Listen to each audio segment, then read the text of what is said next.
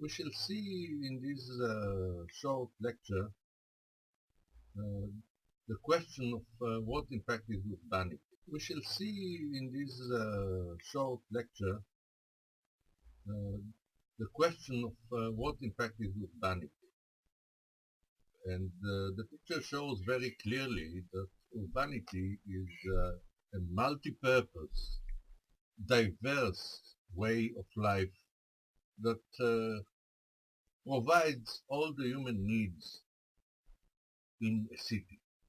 It consists of five very important needs, which can be summarized as follows. First of all is the public realm, which means streets and squares, etc. The second one is all the cultural needs, education, art, etc. The social needs of people, including health and religion. The financial or economical needs that people have to have. That means work and finance, etc. And of course the transport. Now, to define the opposite of urbanity, uh, we call it suburbia. And the difference is very clear. Suburbia is planned in a very different way than the urban plan. We see on the left the suburbia plan is completely broken in circles, mismanaged, cannot be crossed, and the urban plan is a very clear, unbroken, accessible, easily understood way of planning. The picture shows that suburbia is completely different from what we saw in the pictures of urbanity. The purpose of urbanity, as we said, is very clear. First of all, it's the street and squares that have to be present in order to make life possible and in order to provide a place where people can meet and congress. The cultural assets, which include education, art, museums, music, all the cultural needs we aspire to and we have to have. The social venues, as we said, it's first of all the health, the hospitals, public care, etc. The religious folk, needs that different people have different religions. The economical tools is something which has to be present because without financial support, banks, work, a city cannot exist. And the transport, of course, is very important in all its modes, including whatever buses there are, underground, trains, even bicycles, and whatever people may find necessary to move about. Now, we can calculate in different cities the needs that are present there and that are taken care of. For that we take five cities. One is Barcelona or a similar city in New York, Paris, Sofia, London, and Tel Aviv. And we give each a mark just to prove that this is a thing which can be calculated. And of course, we give these marks in comparison, more or less. They don't have to be very precise. And when we give marks for the public space and the cultural assets and the social venues present, the financial tools and the traffic modes that are used in these particular cities, we can calculate them the mean average, which gives us an indication of how diverse is the city concerned in providing the needs a, a human being needs close to his place of life. So in fact we see that London has a mark of average of 8, which is very high, and Barcelona and New York have 7.2, etc. These are calculable means. The other thing we can do is take more modern places which are designed differently in a suburban or semi-suburban way, and add to that an historical way of life like Islamic cities or Venice, and then give marks like we did before, and we arrive at the mean average for these places, the very old ones, like the Kasbahs, the Islamic Kasbah, or Venice even, and compared to the modern way of design cities, which is suburban, we get at most an average of 4 points, which means and proves that the historical cities and the modern cities are very low in providing the needs for human beings compared to the cities designed designed during, let's say, the 19th century, like the cities we mentioned before. Now, in order to provide these needs, we have to have an urban plan. We have to know how to achieve the needs, because the needs are present always. Every human being has a need when he lives in a city, and these needs we already discussed.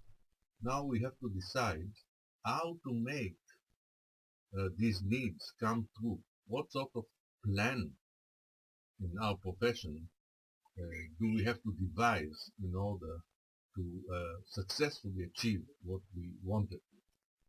Now the first thing is that we have to have a method, a system, because we have to be efficient in our cities, because the city provides lots of services which are quite complicated, electricity and water and gas, etc.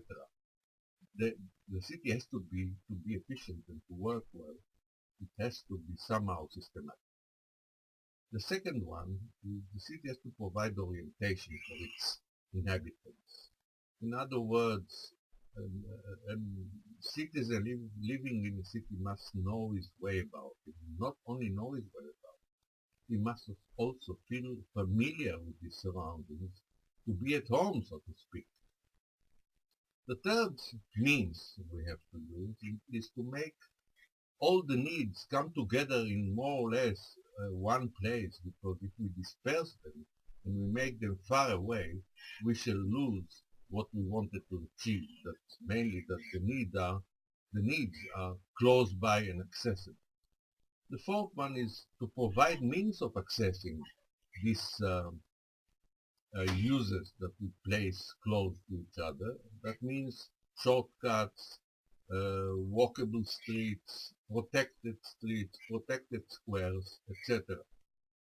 And the fifth one is to have a plan which can be flexible, because the needs we talked about tend to change as the progress is made and humanity is better equipped, more educated, so its needs will have to progress and have to change. That's why the town we have to do it in such a way that it's really flexible for the future generations. Let's again now make the same study of marking with numbers and compare the cities which we took before, Barcelona, Paris, Sofia, London and Tel Aviv, and make the same average by giving marks to the system, to the orientation, how the intensity is achieved, how is the access of the certain city, and is it flexible or not. Now if we make this comparison, we shall arrive more or less precisely, at an average of 7.5, which is quite high, in fact. And especially if we go and now compare it to the system we had before, to the towns we had before, as an opposite way of thinking. The towns we are now comparing are the historical and Islamic towns. Some towns which have lots of symmetry, like Milan. Local symmetry is very used these days by modern architecture. The modern blocks, which we know are very, very often met in suburbia, and the modern garden suburbs, so to speak, which are designed in a modern, non-town way of design. And if we calculate here the same sort of average, we will get an average of 4.0, which means that the system, the way of planning which is used in these mentioned places, modern most of them, the way of planning is not very successful. We compare to each other and to others, and we get an average mark of only 4, which is a very low mark compared to the cities done in the 19th century. That means the failure of the suburb is very clear. The failure is because of the fact that the plans used are not urban fabric plans. They are dispersed and not adequate to be called plans which give all the human needs we have to provide. Now we can, to judge what we have done, we can make a graph presentation which has on its vertical grid the intensity of a town. That means the plan, whether the plan is successful and intense as it should be in order to provide what we put on the horizontal grid, the diversity of the town. This assessment graph can be divided into comparable places going from rural and sprawl up to the urban, cosmopolitan, and the urbanity model, top right in red. Now if we do this on the bigger graph we have here, if we do this and mark the towns which were given the marks which we mentioned before, we shall see the obvious, as it were. The more the town is intense, the more it can be diverse, which in fact means the more your plan is successful, the better provision you give to the needs. That's why most of the towns we are analyzing are on a more or less on a straight line, because it progresses from a poorly designed and poorly diversified, that means suburbs,